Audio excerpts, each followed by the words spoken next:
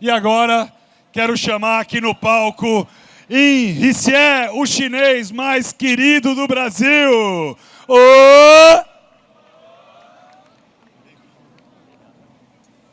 大家好，喂，大家好。Oh! 大家好. Pera. Agora sim. Olha, esse evento é tão high-tech que me deram um microfone que tem tradução com inteligência artificial. Eu estou fazendo essa palestra em mandarim, viu, Tonico? E agora está saindo tudo em português. Mas, enfim, obrigado novamente pelo convite. Campus Party, Tonicos, uma parceria já de longo prazo. Sempre feliz, primeira vez que estou aqui. Então é um prazer também poder conhecer não só a cidade, mas principalmente vocês. Meu nome é Yin Hsieh. Como o Tonico disse, eu sou o chinês preferido dele. E acho que é super bom, né, Tonico? São 1,4 bilhão de chineses. Então, cara, quais são as chances disso acontecerem?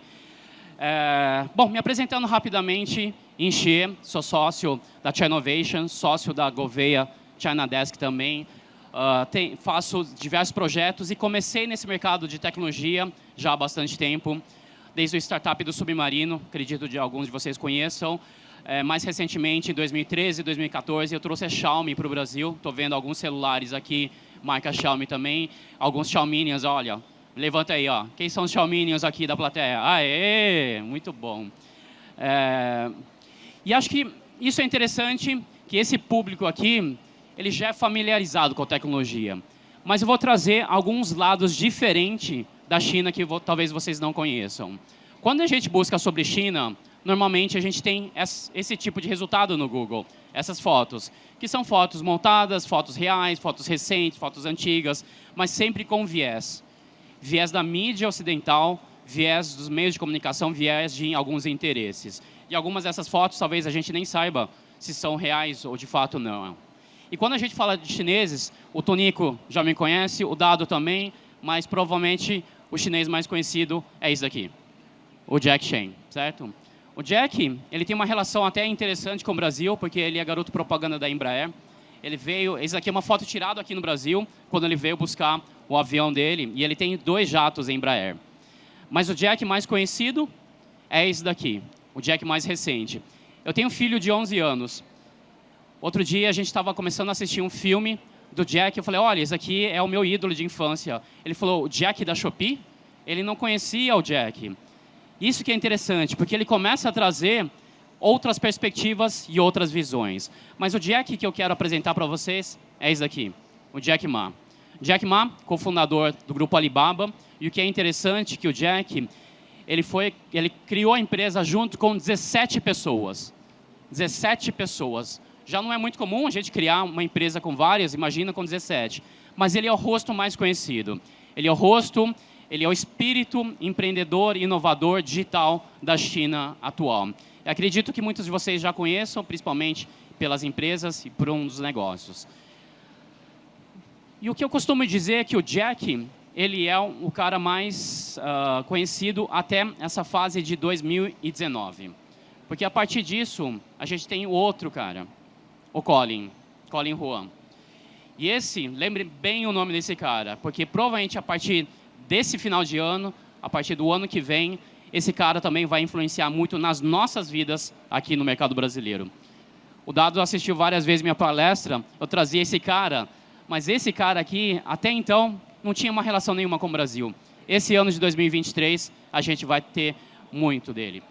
Ele criou uma empresa chamada Pinduoduo, que é baseado no modelo do que a gente chama de social commerce. Não é mais o modelo tradicional de comprar e vender. Quando a gente pensa em comércio eletrônico, eu comecei no Submarino em 1999. Aqui, talvez alguns de vocês não tenham nem nascido. Mas se a gente olhar, o e-commerce no Brasil começou por volta de 96. Ou seja, a gente tem quase 25 anos de negócio. Já não é um setor novo. Só que quando a gente olha também o formato, a gente vai perceber o quanto que o e-commerce é tradicional. A gente compra por foto, por texto, pode ser uma foto linda, pode ser um texto maravilhoso, mas é bidimensional, é estático, é solitário, a gente está comprando sozinho. A gente tem que estar com muita vontade de comprar no e-commerce tradicional. E aí o que o Colin nos trouxe, na verdade, foi uma atualização do que a gente já viu alguns anos atrás, dessas compras em grupos. Só que quando o Peixe Urbano, quando o Groupon surgiu lá atrás, redes sociais ainda não eram muito fortes. Não sei se vocês lembram, a gente ficava recebendo aqueles cupons de sushi, de serviços de depilação, etc, etc. Os grupos eram formados pela própria empresa. Aqui, com uma empresa como essa daqui, os grupos são formados pelos próprios usuários. Vamos supor que eu queira comprar esse microfone aqui. O preço cheio dele, R$100. Se tiver 2 pessoas, 95. Se tiver 3, 90. E assim por diante. O que eu vou fazer? Vou distribuir pelo WhatsApp, vou postar no Instagram, vou postar no TikTok, para que meus amigos, minha rede, possam entrar e comprar. Naquela época do Groupon e outras empresas, não existiam isso. A gente ainda olha para os Estados Unidos como grande referência, correto? Como nosso benchmark, como nossa inspiração para o mercado de tecnologia. Só que para uma plateia como vocês, certamente, muitas dessas empresas, muitos desses nomes já fazem parte do dia a dia e vocês vão perceber o quanto a China já está presente aqui no Brasil. Primeiro, com esse nome aqui, eu acho que nesses últimos 2 anos, principalmente, além do crescimento vertiginoso da base de usuários, eles estiveram no olho do furacão por questões políticas. Vocês devem se lembrar, quando Trump ainda era presidente, tinha uma discussão muito séria sobre eventualmente banir o TikTok dos Estados Unidos. E não sei se vocês acompanharam, semana passada o TikTok teve a parte de e-commerce banida na Indonésia. Ou seja, é uma empresa que está constantemente sob escrutínio político, dada a força de influência que eles têm. Mas vocês vão me perguntar, poxa, não é um aplicativo de vídeos? Muitos ainda, principalmente quem está distante desse mercado, se refere ao aplicativo das dancinhas, dos adolescentes. Mas se a gente olhar atentamente, por que esse aplicativo é tão viciante? Por que eu não consigo assistir só um vídeo quando eu abro? Porque simplesmente ele tem o melhor sistema de recomendação de vídeos do mundo. Então, muito mais do que ser uma plataforma de conteúdo de rede social, é uma grande empresa de recomendação e de inteligência artificial. Essa outra marca também está presente no dia a dia muita gente. No meu cartão de crédito, todo mês, pelo menos uns 5 lançamentos de cada um desses jogos aqui. Qual que é a empresa que está por trás dessa? E o que é mais interessante é que essa empresa, que até então a gente só conhecia pelos principais jogos, ela entrou no Brasil esse ano com um baita investimento. Chama-se Tencent. A Tencent é a maior empresa de games do mundo em faturamento agregado. Muitos desses jogos você conhece diretamente, como vocês viram agora há pouco, mas esse ano a Tencent entrou oficialmente no Brasil através da sua operação de jogos próprios. E se alguém acompanha muito, já deve ter visto ou jogado Honor of Kings. Honor of Kings, em números de jogadores na China, é o maior atualmente e é um dos maiores em faturamento também no mundo. O que nos traz uma reflexão muito grande. Qual que é o impacto que a gente está recebendo dessas empresas? Outra, também, quem é ativo no comércio eletrônico, provavelmente alguns de vocês já devem ter comprado, e tem aquela brincadeira, né? Compro e recebo daqui a quanto tempo ou recebi um presente, né? Estou vendo alguns sorrisos aqui na plateia. Mas isso era até talvez 1 ano e meio, 2 anos atrás. A partir do momento que eles montaram uma operação no Brasil, o AliExpress ele tem sido tão rápido, ou muitas vezes mais rápido, do que empresas que estão estabelecidas localmente no Brasil. Eles criaram uma estrutura de logística que replica muito o modelo que existe no mercado chinês, trazendo uma produtividade e um dinamismo que a gente não conhecia no nosso mercado. E aí, quando a gente olha ao longo do tempo, a gente percebe e entende essa evolução. No início, e ainda é a grande parte da relação bilateral entre Brasil e China. China é conhecida como grande parceiro comercial do Brasil já há muitos anos, e o Brasil também é reconhecido como um dos maiores fornecedores de matéria-prima, commodities para a China. Só que a partir dos anos 2000, a gente começa a ter um outro tipo de relação. Primeiro, com grandes investimentos. Aqui na região, a gente tem também algumas grandes fábricas, ou fábricas de médio porte, se instalando junto com umas outras tantas multinacionais que a gente tem no país. Só que em outras regiões, a gente tem a presença da China através da infraestrutura. pelo menos um terço da energia consumida do Brasil vem de empresas de capital chinês. Quando você usa seu celular diariamente, 60% do tráfego de dados e de voz, de qualquer uso, trafegam por infraestrutura construída por empresas chinesas. Então, eles já estão no nosso dia a dia, seja por aquelas marcas, seja por infraestrutura e outros negócios. E mais recentemente, a gente começa a ver, e aí por isso que eu comentei agora há pouco sobre a Xiaomi, marcas chinesas aqui presentes.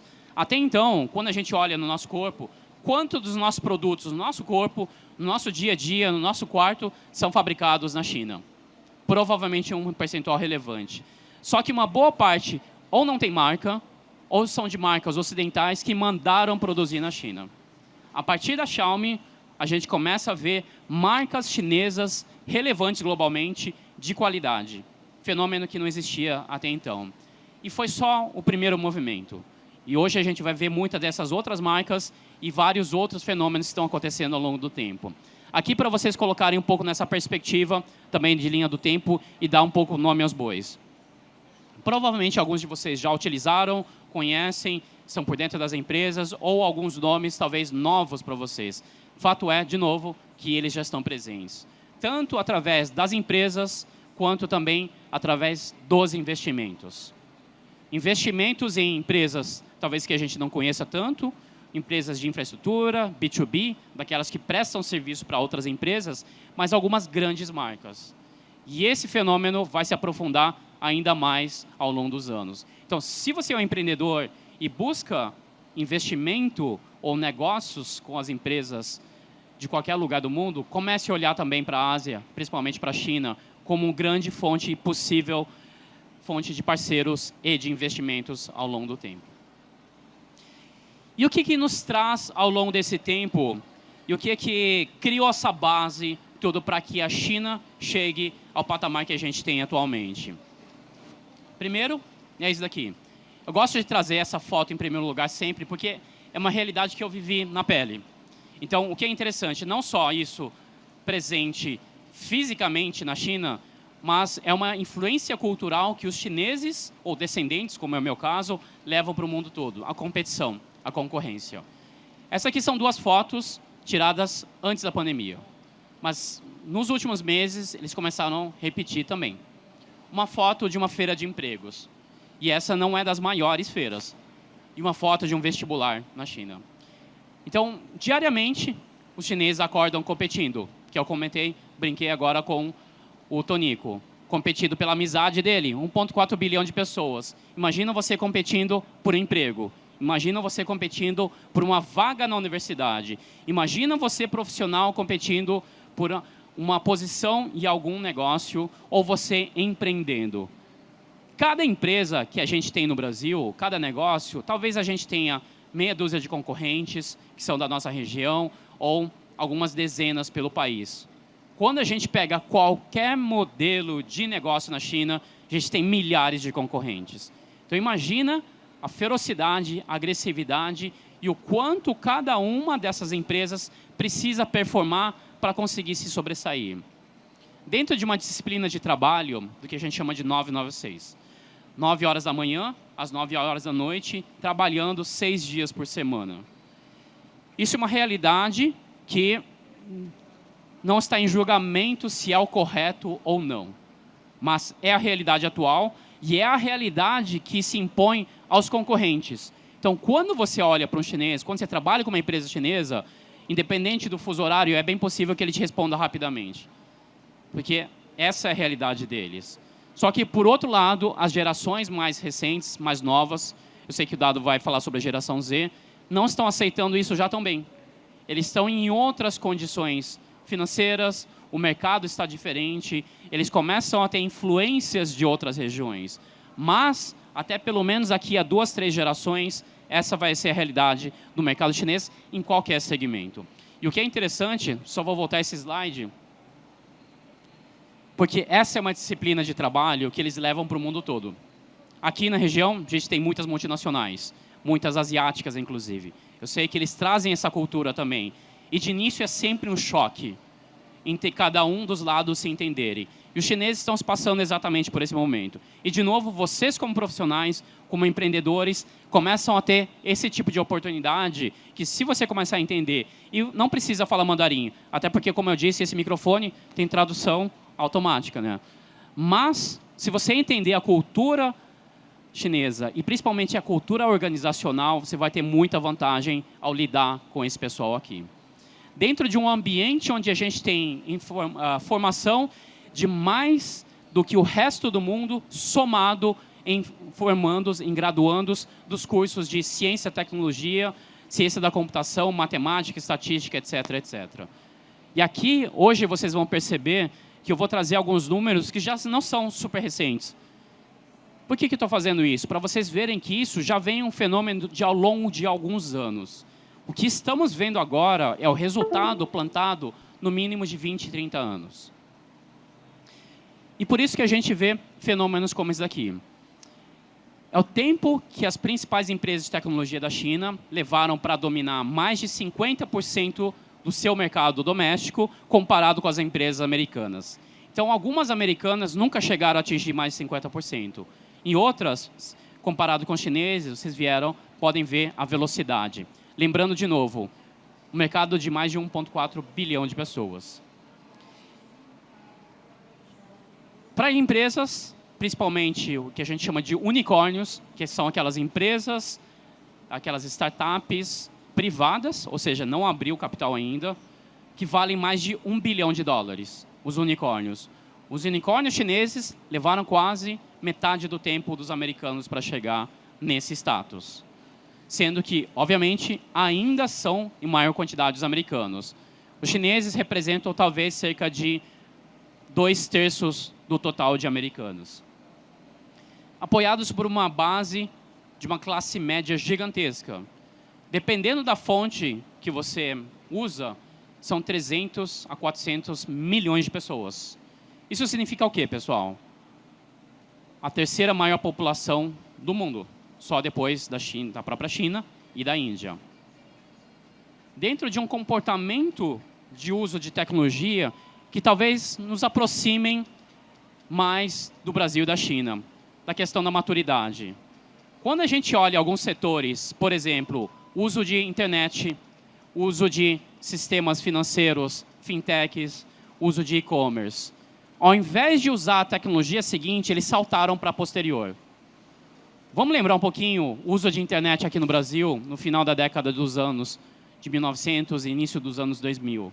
Quem tinha internet estava em empresa ou estava numa escola de ponta ou uma faculdade de ciência e tecnologia, esse pessoal tinha. A maior parte da população não tinha acesso. A popularização da internet no Brasil se deu principalmente através do celular. Celulares usando em Wi-Fi nas empresas, no shopping center e nesses planos onde o WhatsApp, o Facebook principalmente, o Instagram é de graça, onde boa parte da nossa população começou a usar. Então, essa população saltou internet via desktop, assim como aconteceu no mercado chinês. Também não tinha, obviamente, acesso à compra dos equipamentos. Aconteceu o mesmo fenômeno no mercado financeiro. Os chineses não foram em massa para o sistema bancário tradicional. Os bancos foram criados para atender empresas. O consumidor, o usuário que entrava numa agência tinha um serviço terrível. Então, ele não teve muita dúvida para saltar e usar fintech, e-commerce a mesma coisa. E o mesmo fenômeno aconteceu no Brasil. E quando a gente fala de serviços via celular, muitas empresas usam o termo mobile first. Ou seja, a maior parte dos serviços são prioridade no mobile. Só que quando a gente olha para uma base como essa daqui, uma grande maioria só usa a internet no celular. Por que eu vou ter funcionalidades voltadas a computador? É o que a gente chama de mobile only. Ou seja, utilizar completamente o máximo possível das características de acesso à internet via celular.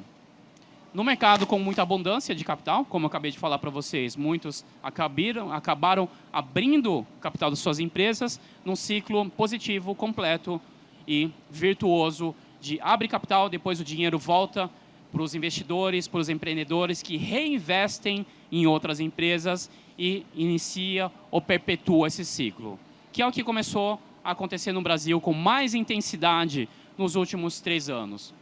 Vocês devem ter visto na Bolsa de Valores várias empresas brasileiras de tecnologia abrindo capital.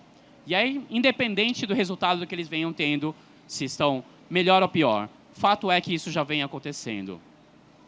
Mas a pergunta sempre é se a inovação vem acontecendo na China ou não. Quando a gente se questiona isso, e as pessoas gostam de perguntar, quando eu falo sobre a China digital, e a gente sempre tem a referência daquela China que copia, China que faz produtos falsos, etc, etc. Acho que é interessante a gente voltar um pouco para o início da história. Ou voltar um pouco para a época onde a gente usava mais o termo invenções do que necessariamente inovação. Algumas das grandes invenções da humanidade vieram da China. Pólvora, papel, bússola, imprensa, sorvete, massas, várias outras coisas, inclusive algumas são questionadas ou não, são da China. E o que aconteceu ao longo desses 4.000 anos? Será que eles perderam a mão? Várias coisas aconteceram, obviamente. Aqui a gente não vai trazer uma aula de história, mas eu quero trazer o que vem acontecendo atualmente. Qual que é a realidade nesse momento? Quando a gente fala de inovação, parece que sempre tem que estar ligado ao termo tecnologia. Inclusive, esses dias eu assisti um vídeo de uma especialista também questionando isso, né? Parece que é um termo só. Parece que inovação sempre tem que trazer tecnologia. E os chineses estão nos mostrando o quanto isso não é necessariamente verdade. A gente pode pensar em inovação em outros aspectos, em outras disciplinas. Vamos pegar um exemplo? Pagamento via celular. Agora é super trivial, uma coisa super simples. Já se tornou popular. E o que é interessante é que esse fenômeno aconteceu ao longo de 2 anos. Foi super recente. Quando as empresas americanas começaram a pensar pagamento digital, pagamento móvel, eles tinham à disposição deles uma base de celulares de alta capacidade. Estados Unidos, mercado doméstico da Apple, uma boa parte do share deles está no mercado local. Então, quando eles começaram a olhar, eles falaram assim, poxa, posso oferecer um serviço onde as pessoas têm celulares de alta capacidade. Só que essa não é a realidade do resto do mundo. E quando os chineses começaram a olhar também para essa modalidade, perceberam claramente, não iriam conseguir popularizar o meio de pagamentos via celular através de iPhone, por exemplo, ou de um Android de alta capacidade. Eles tiveram que pensar e olhar para outros setores. E um dos resultados foi esse daqui, o QR Code. Aqui a gente está numa região com muita relação com a indústria, com produção em larga escala. O QR Code veio da indústria automotiva japonesa há cerca de 25 anos atrás, quando o código de barras já não era mais suficiente para comportar tanta informação. Eles pensaram, precisamos desenvolver alguma coisa nova. O QR Code foi criado. Indústria automotiva, meios de pagamento, uma facilidade muito maior. Esse senhor aqui é um mendigo, em uma rua chinesa, que foi bancarizado num sistema de uma fintech sem precisar ter um celular daquele tipo lá. Inclusive, talvez ele nem consiga pagar.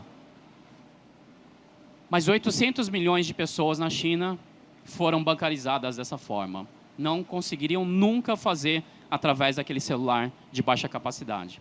Então, a visão do mercado chinês, mais do que simplesmente trazer a tecnologia, e provavelmente uma boa parte dessas novas criações são de low-tech ou low-code, talvez, se a gente fizer uma referência à nossa palestra anterior, a gente pode criar serviços muito mais fáceis, só que eles têm que ser acessíveis. Então, uma das grandes sacadas atualmente dos chineses no mercado de tecnologia é a acessibilidade.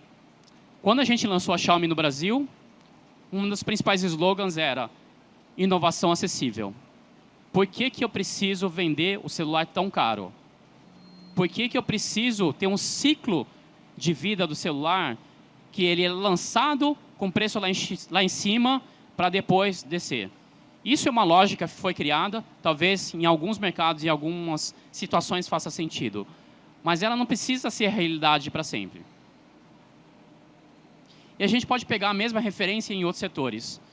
Elon Musk, Tesla, 2 grandes fenômenos que são nossas referências, seja você fã dele ou um hater, não tem como negar que o cara está fazendo um grande trabalho. Tesla é o carro que custa no mínimo 35 mil dólares. O conceito de carros elétricos está sendo popularizado por essa marca, mas não é o carro ou a marca que vai ser popularizada em termos de posse. Vão ser popularizadas por marcas como essa daqui, ou por carros como esse daqui, na verdade. É um carro que custa menos de 5 mil dólares, cerca de 25, 30 mil reais. Qual que é a marca desse carro? Não sei. Qual que é a origem dele? Não faço a menor ideia. Inclusive, o projeto desse carro está disponível gratuitamente na internet. Você pode chegar lá e baixar. Se você estiver numa das regiões produtivas na China, você pode literalmente comprar as peças, levar para casa e montar esse carro. 30 mil reais, você tem um carro tão elétrico, guardado as devidas proporções, quanto um Tesla.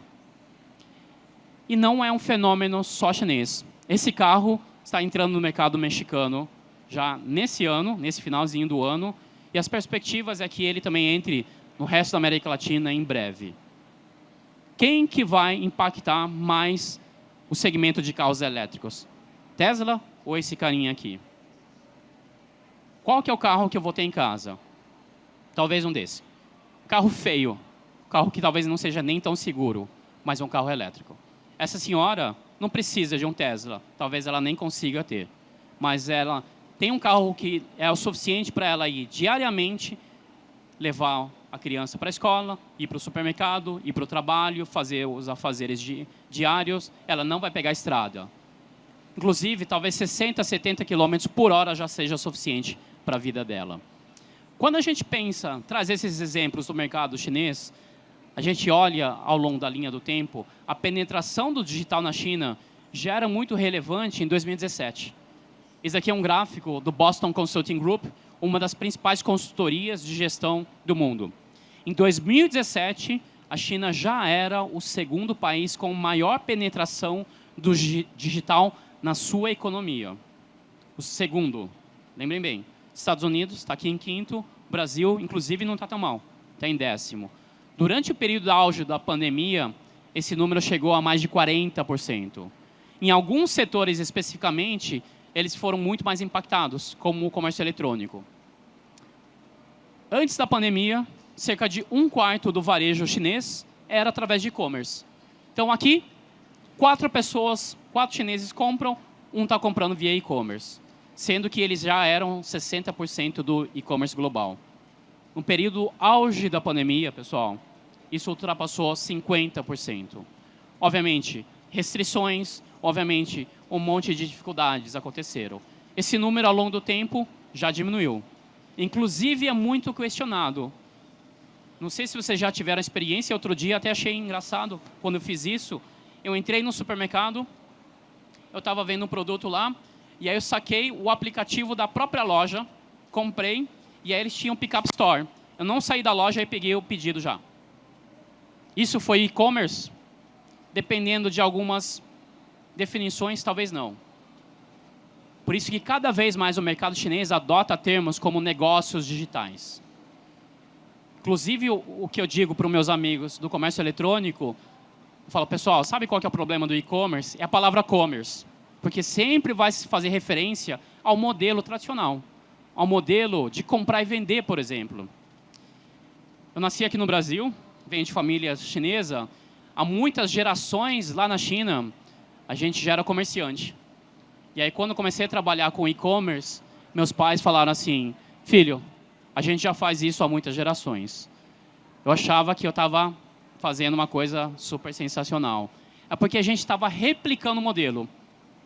Um dos negócios que eu tive, era um e-commerce de produtos de bebês. A gente comprava e revendia, só pela internet. Levantamos muito dinheiro, cerca de 30 milhões de dólares. Tinha competidores extraordinários. Só que a mesma fralda que eu comprava para revender, a farmácia fazia a mesma coisa. O Magazine Luiza fazia a mesma coisa. O outro fulano fazia a mesma coisa. Eu não estava trazendo tanto valor. Óbvio, conveniência, sim. Facilidade, muitas vezes preço. Mas, no fundo, se você olhar, a experiência era muito similar. Na época, só vou trazer esse ponto que é interessante. A gente queria, ou a gente tentava se posicionar como uma experiência. Falar assim, poxa, nossa experiência é melhor. Nosso nível de atendimento. Pessoal, nível de atendimento só faz diferença quando dá problema. Se a sua operação funciona bem, o cliente não precisa nem reclamar, não precisa fazer nada. Ele vai comprar e receber em casa, cada um passou do mesmo jeito. Só que só aparece o problema, só aparece a experiência quando tem problemas. E quando a gente olha para o mercado chinês, qual que é a grande referência? O que a gente pensa? Trazer de novo aquele nosso amigo lá no início, o Jack Ma. Jack Ma, fundador do grande grupo Alibaba. A maior parte das pessoas pensa, puxa, Alibaba, a Amazon da China, talvez seja uma das definições mais distantes possíveis da realidade. Do ponto de vista do consumidor, para nós, no nosso dia a dia, de fato é igual. Eu entro no aplicativo, compro, pago, recebo em casa, está tudo certo. Do ponto de vista de organização da empresa, estratégias quase opostas. Quando a Amazon entra em qualquer mercado, e vocês devem ter percebido alguns anos, uns 5 anos atrás aqui no mercado brasileiro, o impacto que eles causaram em alguns setores. Quando o Alibaba entra em qualquer mercado, o impacto que eles causam é muito mais de colaboração. Muito mais uma visão de que eu vou construir uma infraestrutura, eu vou construir uma base para que outras empresas desse segmento possam prosperar também. Obviamente, não é um serviço, não é uma caridade, não é só uma benfeitoria social. É uma estratégia de negócios que dá muitos resultados. Aqui é o volume de vendas, 2020. A proporção, 2021, 2022, 2023, a diferença não é tão grande. Mais ou menos nessa proporção também. O Alibaba, muito maior do que a Amazon, muito maior do que Jeff Bezos, que é a nossa grande referência. Quando eu comecei comércio eletrônico, eu falava, cara, esse Bezos é o cara. Quando a gente pensa nesse resultado, e aí se vocês olharem naquela linha 3, quem que é o fundador daquela empresa lá? Aquele nosso amigo lá do início, o Colin. A empresa de 7, 8 anos. Em ordem de grandeza, se aproximando com a Amazon. Eu vou dar um segundo para vocês pensarem de novo. A empresa fundada 8 anos atrás, que só atuava no mercado chinês, tem uma ordem de grandeza parecida com a Amazon, que é uma empresa global, que é a grande referência de todo mundo. Será que a gente está olhando para os lugares certos? Essa é a grande pergunta. E o que dá sustentação a uma empresa como a Alibaba? O que a torna diferente? Essa visão provavelmente é uma das melhores. Quando a gente fala de ecossistema, principalmente quando a gente está num ambiente de tecnologia, como esse daqui, a gente fala de empreendedores, empresas, corporações, investidores, academia, organizadores de eventos, governo, etc, etc. Uma série de entidades, entes independentes dentro do mesmo segmento, competindo ou colaborando entre si. Quando a gente olha para o mercado chinês, os ecossistemas, eles são empresas que têm relação societária, mas principalmente uma relação de integração de dados e de negócios. E aqui um fator super importante que o mercado chinês vem nos mostrando, o meio de pagamento. Mais do que vocês entenderem o que significa cada um desses logos aqui em cima, eu quero que vocês olhem esse quadro aqui em amarelo, que são as empresas que seriam parte do grupo Alibaba se ele fosse uma empresa brasileira. E eu quero que vocês olhem aqui principalmente o meio de pagamento. Se vocês conseguirem olhar para baixo, o grupo Alibaba seria o Mercado Livre, a B2W, Google, Pão de Açúcar, Rappi, Twitter, inclusive clube de futebol, YouTube, Netflix, etc, etc. Uma série de outros negócios, dada a diversidade. Em números absolutos, são cerca de 40 empresas formando o grupo. Mais do que qualquer empresa no mundo, e é muito em função desse modelo de ecossistemas que eu acabei de falar para vocês, pela integração, o Grupo Alibaba conhece profundamente o usuário. Se eu compro por um site, assisto um filme, vou assistir futebol, vou fazer uma série de coisas, eu vou consumindo, deixando minhas informações. Vocês acham que eu me conheço melhor ou o Alibaba e o Jack Ma me conhecem melhor? Outra empresa que faz o mesmo tipo de comportamento e o mesmo tipo de serviço, a Tencent, que eu comentei logo no início, que é dona do maior faturamento de games e é dona também do WeChat, que é o principal aplicativo comunicador no mercado chinês, que é o que o Mark Zuckerberg está tentando imitar agora com o WhatsApp. Não sei se vocês estão acompanhando, nos últimos 1 ano e meio, mais ou menos, eles implementaram algumas das grandes transformações no aplicativo como meio de pagamentos, WhatsApp Pay, WhatsApp Pagamentos, e 2 semanas atrás, os canais de conteúdo. Inclusive, acho que essa é uma funcionalidade que talvez nem esteja disponível para todo mundo. O WeChat é o aplicativo que permite que, se cada usuário chinês quiser, ele só tenha um aplicativo no celular. E o resultado disso é o quê, pessoal? É um grande duopólio. De novo, não é um julgamento de valor, mas mostrando aqui a realidade do mercado. Seja eu uma pequena empresa, seja eu uma das maiores redes de supermercados do mundo ou grandes players, eu preciso passar por esses 2 grandes impérios para chegar no consumidor final. Qualquer empresa, para competir no mercado chinês, não consegue fazer sozinho, porque tem a presença do super aplicativo. Super aplicativo que no mercado brasileiro começa a se repetir esse fenômeno agora. Então, até alguns anos atrás, eu fazia essa palestra, eu falava para as pessoas, super app, ecossistema, todo mundo olhava e falava assim, legal, é um fenômeno que está acontecendo no outro lado do mundo, qual que é a nossa relação? A nossa relação agora é isso. Então, vocês, como empreendedores, vocês, como futuros executivos, profissionais, vão cada vez mais se encontrar com situações como essas. Empresas no Brasil que querem se concentrar e criar grandes ecossistemas ou super aplicativos, replicando um modelo que já vem acontecendo na China há alguns anos.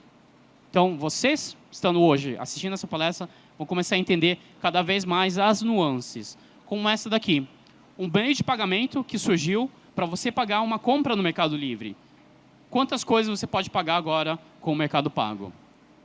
Serviços como um banco digital que se transformou em um dos maiores e-commerce do país.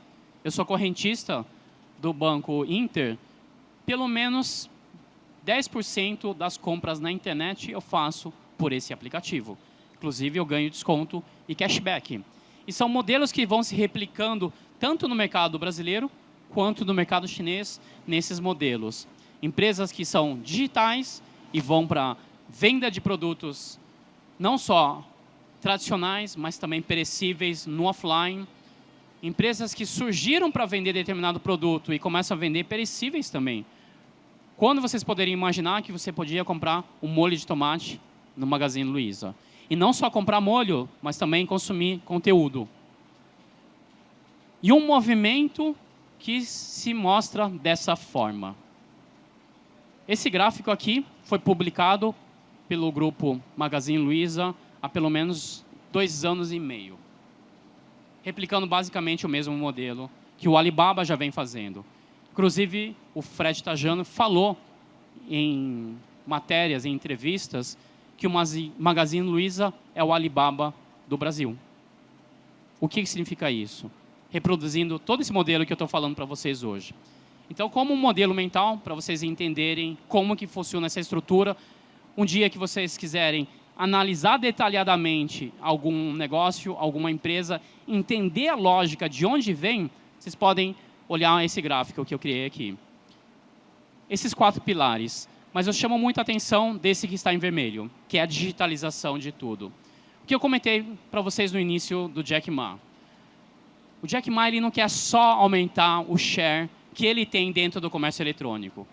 Não é uma questão de aumentar os 25% para 30%, para 35%. É digitalizar 100% dos segmentos onde ele atua.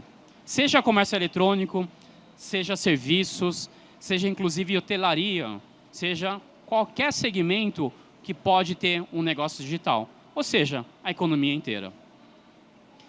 Como recomendação de livro, sempre deixo aqui, esse daqui, esse título. Se o Jack Ma, ele é o rosto e o coração, esse cara é o cérebro. Esse cara é o pensador que conseguiu estruturar e organizar tudo isso daqui.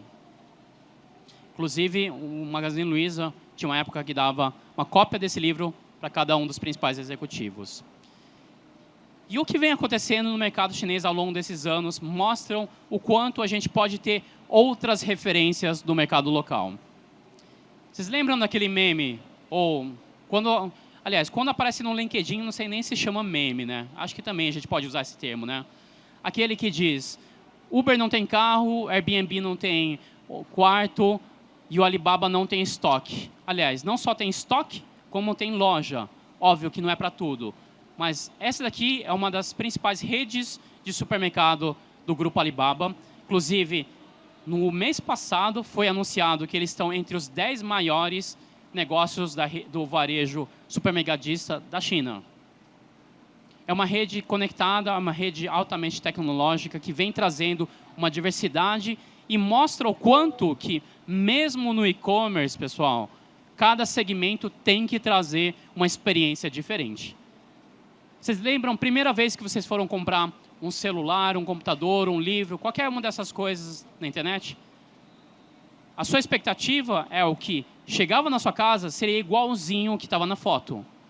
Quando você foi comprar um alface, um tomate, óbvio que seria impossível chegar igual na sua casa. E aí o que eles estimulam muito? Que vocês possam ir nessa loja. Porque essa loja é o centro de distribuição de cada um dos clientes que compram. Eles entregam no raio de 3 quilômetros em 30 minutos. Então, quando você vai na loja, você vai ver o tomate que vai chegar na sua casa. Você compra pela primeira vez lá na loja e depois você vai comprar em casa. Você vai lembrar, poxa, comprei e saiu daquele lugar. O seu nível de relação com o produto e com a marca totalmente diferente. Modelo de entregas, modelo de supermercados, todo mundo concorrendo entre si. Lojas autônomas que a gente também começa a ver no Brasil. Lojas que te obrigam a ter um aplicativo para comprar. Isso daqui é super interessante. O que significa isso? Ele só aceita um cliente que entre com o aplicativo. Você pode entrar com o melhor cartão de crédito, com muito dinheiro. Ele vai falar, não, compra com o aplicativo. O que significa isso? Ele conhece 100% dos clientes. E também vai estimular que o usuário compre depois de casa. Ele entrou na loja, comprou, voltou para casa, gostei daquele café, vou comprar para receber entregue. Marcas que surgem na internet e que vão para o offline. Cada vez mais a gente vê isso no Brasil também. Marcas que surgem vendendo pela internet, marketplace, seja moda, principalmente produtos de cuidado pessoal, começam a ter também depois lojas físicas. Uma experiência totalmente diferente.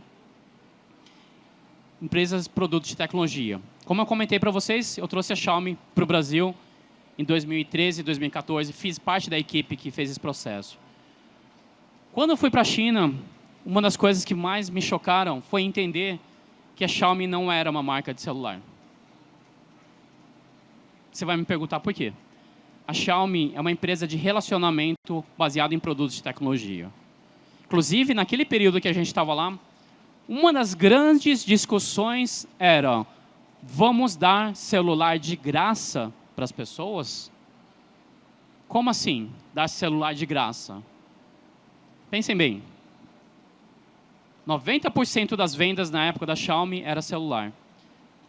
Só que 80% das vendas era via canais próprios.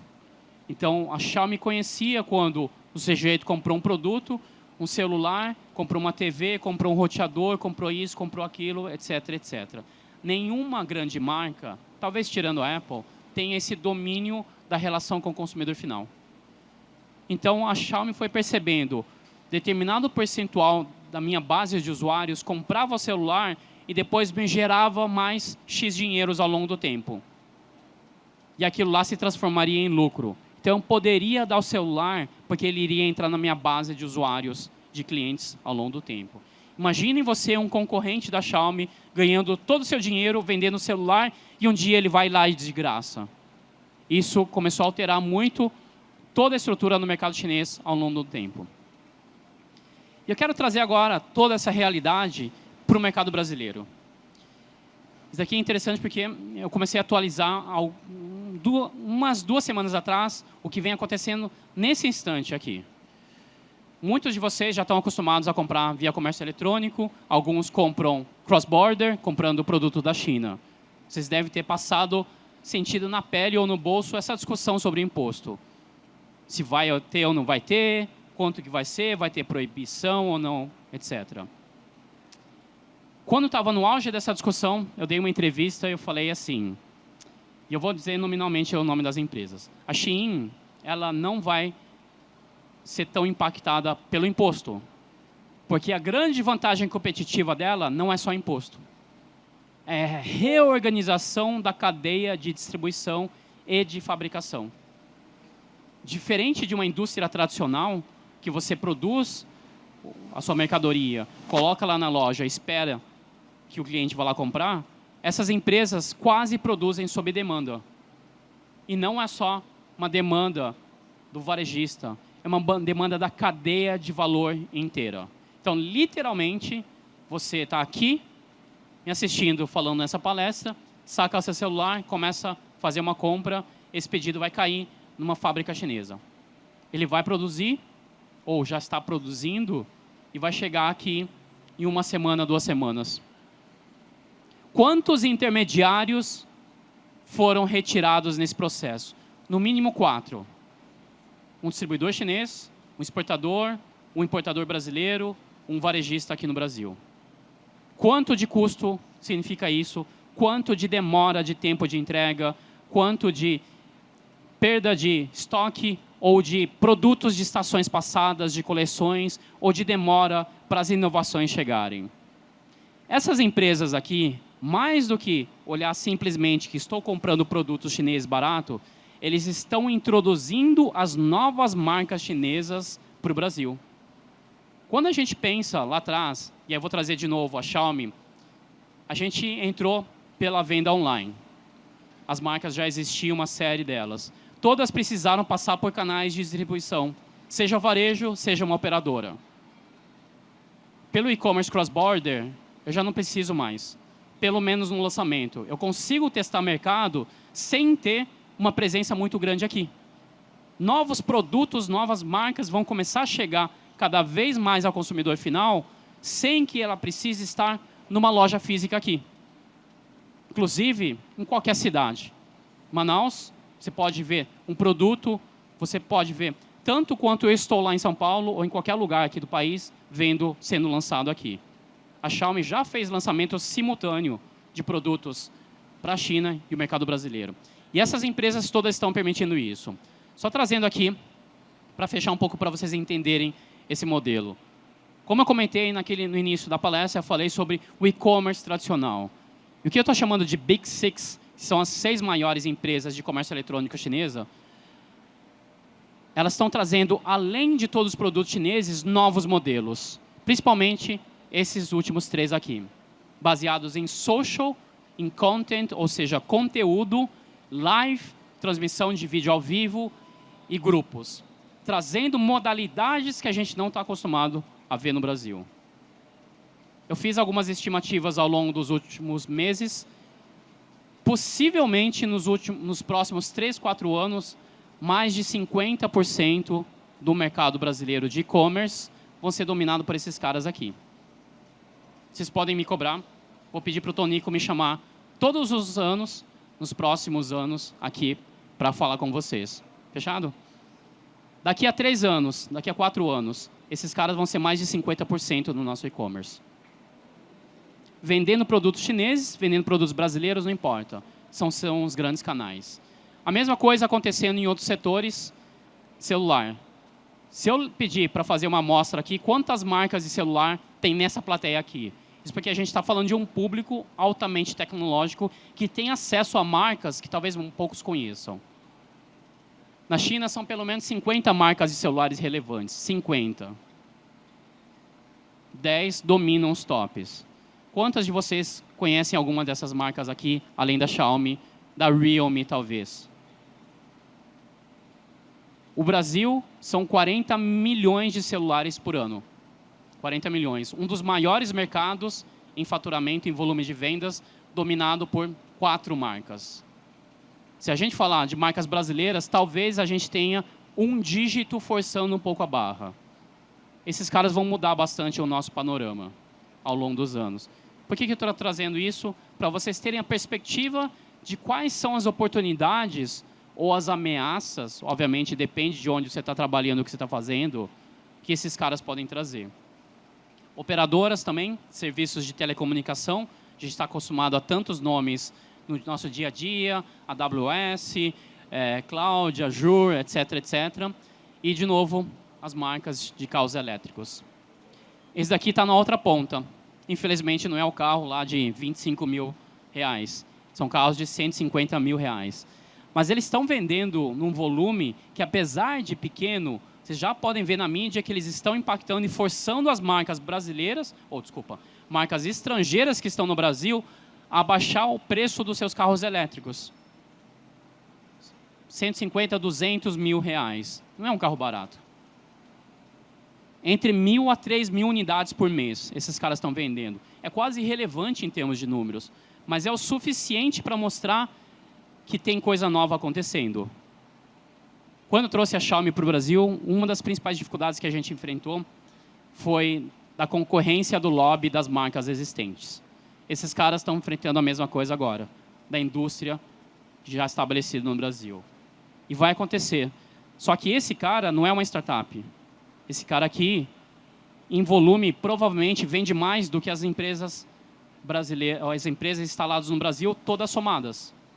Trazendo marcas, trazendo dinheiro, capital e tecnologia que a gente não conhece aqui no Brasil. Então, esse é um ponto muito importante que vocês devem observar. As empresas chinesas aqui trazem, além de tudo, uma presença muito forte, já estabelecida em outros mercados, ou seja, ele tem muito dinheiro para queimar ao longo dos anos, para comprar mercado e criar um negócio. Para encerrar, eu quero trazer aqui uma visão que é mais importante de um resumo disso tudo que eu estou falando. A gente tem falando muito de dados. Dados são petróleos, dados. A gente tem um dado aqui, mas não são vários desses dados, né, Dado? Daqui a pouco vocês vão ter a palestra só de um deles, mas tudo bem. Dados são novo petróleo. Mas o que eu faço com um barril de petróleo em casa? Não faço nada. Eu tenho que aplicar isso. Onde estão as aplicações? As grandes plataformas. Mas o que é interessante que o mercado chinês também nos traz uma nova camada. Além da tecnologia, uma camada de gestão e estratégia, que são os ecossistemas.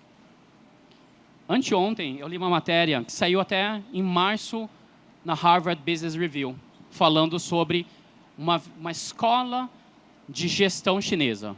A gente tem escola de gestão americana, europeia, principalmente da Alemanha, Japão, nos últimos anos, e agora a China nos traz uma nova perspectiva. Uma gestão que traz tanto tecnologia, principalmente internet, ou seja, rede e empreendedorismo. Não necessariamente empreendedorismo de criar uma empresa, mas também um intraempreendedorismo. Equipes pequenas, super ágeis, com autonomia para agir. Então é interessante vocês olharem também essa perspectiva. Sei que imagino que talvez alguns de vocês não sejam necessariamente técnicos, mas estão pensando em empreender. Olhem também nessa perspectiva. Só vou trazer de novo o exemplo que eu falei lá no início do meu negócio de comércio eletrônico. Não só o modelo de negócio, a gente tinha um formato tradicional, que era comprar e vender, mas a própria gestão. Eu tinha montado praticamente uma loja física na internet. A forma de gerir a empresa era igualzinha a que meus pais sempre fizeram, meus avós fizeram e todas as gerações anteriores. Ou seja, não estava trazendo nada de interessante. Então, pensem na inovação além da tecnologia, e acho que esse é um dos pontos que os mercados chineses estão nos mostrando. Ok? Era isso que eu queria trazer hoje para vocês, pessoal. Vamos abrir, acho que tem 5 minutinhos para perguntas. Aqui tem o microfone, quem quiser falar, só levanta a mão, que a gente pode tirar as dúvidas. Vamos lá. Só me fala seu nome, primeiro. Boa tarde a todos. Tá? Sou Ivonei Silva, vim de Nova Olinda do Norte, o interior aqui do Amazonas. Sou dev há pouco tempo, mas já acompanho muito o seu trabalho e também toda essa nova tecnologia. Eu gostaria de saber se o e-commerce ele pode ser considerado a maior ou uma das maiores tecnologias para o empreendedorismo digital, porque eu tenho vontade, né, de fazer meu próprio marketplace, e eu queria saber se dentro do e-commerce o marketplace tem espaço para evoluir assim, mais do que hoje a gente tem essa evolução. Pensa um pouquinho aqui, até usando esse modelo.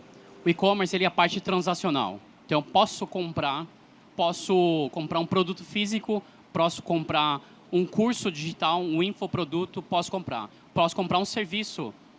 Quando eu peço um Uber, quando eu peço um iFood, estou fazendo um e-commerce. É que a gente não chama dessa forma, mas no fundo estou fazendo uma transação. Então, o e-commerce ele pode ser encarado tanto como um canal de vendas, assim como uma loja física, assim como televendas, etc, etc. Pode ser encarado como uma tecnologia, de fato. Só que cada vez mais, aí quando você traz um marketplace, ele traz uma nova camada, que aí é a estratégia, modelo de negócio. E aí o que você tem que tomar muito cuidado é que quando você traz um marketplace, tem algumas conotações e algumas necessidades que as plataformas nos mostram o quanto isso é difícil. Para ter uma plataforma, você precisa dos dois lados, fornecimento e a demanda. Dificilmente você consegue construir os dois ao mesmo tempo de uma dinâmica muito boa. Então, eu diria que marketplace, plataforma, qualquer aplicativo ou serviço que você vá construir, você tem que entender essa dinâmica de dois lados. Eu vou construir um primeiro para que ele vá para o mercado e ofereça para o outro lado. Entendeu? O modelo de marketplace, sim, ele já começa a fazer parte dessas novas gerações. Mas entenda que e-commerce, ele sempre traz o viés de comércio, ele é um limitante, apesar de ser, obviamente, inovador do ponto de vista de tecnologia, mas ele pode ser um limitante para a sua visão de negócio. Cada vez mais, eu não tenho carro, por exemplo, há 4 anos. Há 4, 5 anos, pelo menos. Tudo bem que eu perdi por causa da minha carteira. Mas depois, quando eu trouxe de volta a minha carteira, não comprei mais. Essa visão de utilização da posse. Qual que é a utilidade do carro? Na China, antes da pandemia, 3% das viagens de transporte das pessoas eram via aplicativos. Durante o período da pandemia e pós, chegaram a mais de 25%. Quanto isso tira da indústria automotiva? Uma das missões que eu fiz foi com a indústria automotiva, isso foi interessante. Os donos de concessionária, eles queriam ver qual que era o impacto no setor deles. Uma boa parte entendeu que tem uma sobrevida de algum tempo, até por causa de regulamentação no mercado brasileiro, mas o quanto isso pode se transformar ao longo do tempo, não tem limite. Empresas de financiamento, empresas de compartilhamento, as próprias indústrias também entrando. Então, os seus concorrentes não são mais aqueles tradicionais. Seus concorrentes de empresa, seus concorrentes de modelo de negócios, seu concorrente de utilidade. Então, você tem que observar, no final das contas, para que eu quero aquele negócio. Se eu quero ter a posse ou se eu quero usar alguma coisa que ele me traz, o benefício. Ok? Vamos lá. Tem aqui, ó.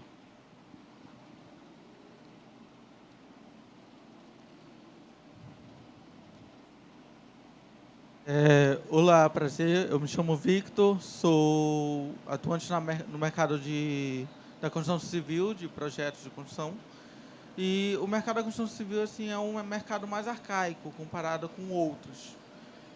A minha pergunta é, para quem está iniciando no mercado, quem procurar, digamos assim, para tirar orientações e como poderia estar feito, digamos assim, o mercado nessa parte assim por exemplo, da construção civil, prestação de serviços ou até mesmo oferecendo serviços, por exemplo, como hoje tem, por exemplo, de aplicativos de Uber e tudo mais, mas voltado assim mais para a área de construção civil.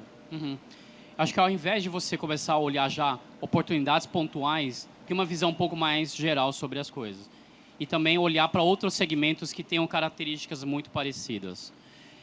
a gente acaba se limitando muito e olhar historicamente. Isso é uma das coisas mais importantes para empreendedor. Quando eu olho o negócio, o que é muito comum falar, poxa, tive uma ideia e não tem ninguém fazendo isso. Mas aí você olha, 20, 50 morreram 2, 3 anos atrás, 5 anos, 10 anos tentando fazer o que eu tive como ideia brilhante, mas não sabia. Assim, muitos de vocês são muito jovens. E aí a gente está começando. Só que se você pensar, como eu comentei, o mercado de e-commerce existe há 25 anos. O mercado de tecnologia de internet existe há mais não sei quanto tempo. Algumas semanas atrás eu estava no evento da Abranet. Eu conheci alguns dos caras que criaram os primeiros provedores de acesso à internet no Brasil, que era discado. Não sei nem se vocês sabem o que é o acesso a discado via telefone, né? Ocupa o telefone e você não consegue nem fazer a ligação. Então, aconteceu muitas coisas ao longo desse tempo. Mas você tem que observar, acho que o comportamento humano e onde estão as dores. A gente sempre olha das oportunidades, fala, poxa, tive uma ideia, tive uma sacada, mas alguém vai pagar por isso? Acho que essas são as principais questões. O que você comentou de setores arcaicos, acho que a gente não tem mais nem como falar de uma forma geral isso. Sim, tem setores arcaicos, mas o que a gente tem que entender é que a economia ela vai adotando a digitalização ao longo do tempo também. Alguns setores são muito rápidos, alguns setores estão bem posicionados para aquela tecnologia e talvez para uma próxima não. Então pode ser que o setor de construção civil para uma outra tecnologia esteja na frente.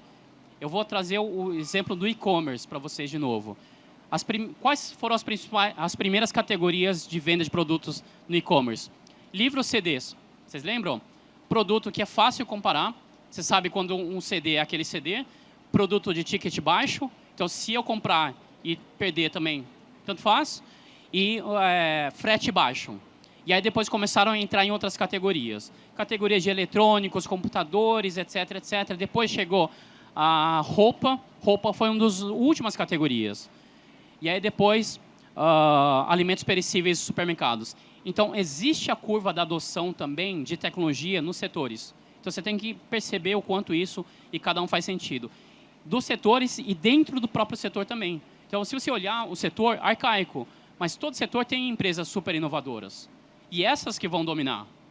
E você tem que ser essa empresa ou você tem que estar em uma empresa dessas. Ok? Próxima. Mais uma última pergunta, pode ser? Acabou? Tá bom. O pessoal não deu tempo. Mas eu vou estar daqui a mais um tempinho. Quem quiser conversar comigo, estou à disposição. Obrigado, pessoal, de novo. Bom resto de evento. Obrigado, pessoal. Obrigado a vocês. Obrigado pela tradução. Eu não sei, ainda bem que não estava em mandarim, né? Eu não sabia como que ela ia traduzir.